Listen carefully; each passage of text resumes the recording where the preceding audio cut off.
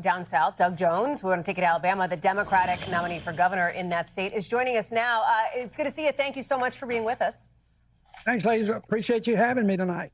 So here we have set up, sir, the projections from NBC News, a rematch of sorts with Tommy Tuberville. What's your plan? What's your strategy to try to come out on top this time?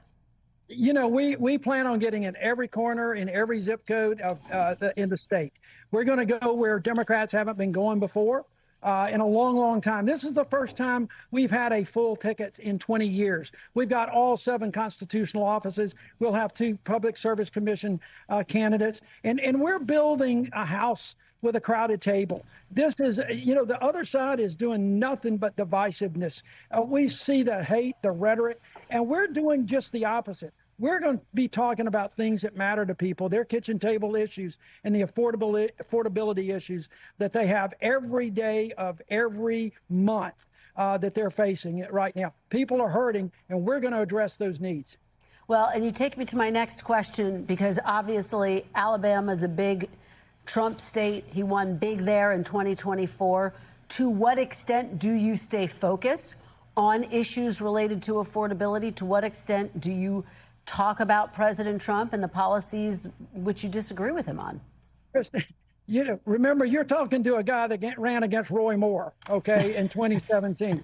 I do a pretty good job of staying focused on our message, and we're going to do that. And I've got a whole team now behind me. That was a special election. It was just mine. We've got a whole team this time. And by the way, I think according to the latest Economist YouGov poll, Donald Trump's underwater in Alabama by 2 points. So this is an incredible opportunity, not just in Alabama, but from across the South. Well, you mentioned Roy Moore. Listen, we've got to say Tommy Tuberville is not Roy Moore, right? I mean, as you well know, this is different set of circumstances, different time period. We just spent a couple of minutes, I know, just to loop you in on the conversation, talking about President Trump looking to really tighten his grip on the Republican Party, and that would presumably include Alabama. So why would this time be different in your view? It's going to be a lot different because right now Tuberville's got a record that he's got to run on. He didn't have that last time. We were running in COVID. He hid behind so much the last time. He can't hide from the lack of positive things for Alabama. He can't hide from the fact that he blocked the promotions of military generals for about a year. He can't hide from the fact that he's one of the most prolific stock traders in all of Congress and has made millions of dollars. He can't hide from the fact that he has continually divides this state by race.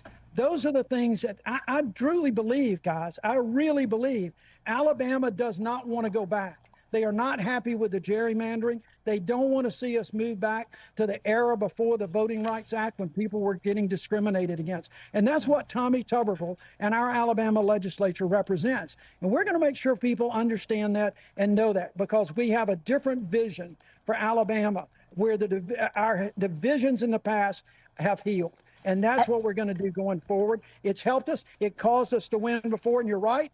He's not the same flawed character. But I got to tell you, this is a flawed candidate as well.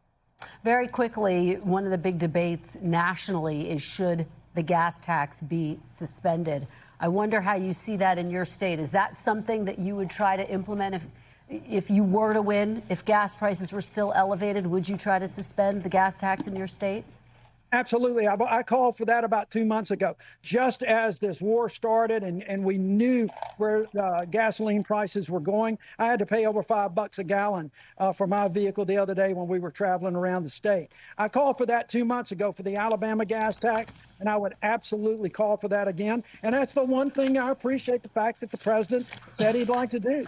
I think it's time. We can hold off in our new roads for a little bit until people can get used to this and we can get those prices down. If the president can ever get this war completed and these prices and get the straits opened up where prices will actually come down, it'll help everybody, especially our farmers.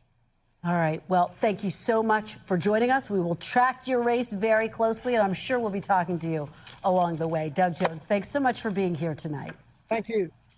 We thank you for watching, and remember, stay updated on breaking news and top stories on the NBC News app or watch live on our YouTube channel.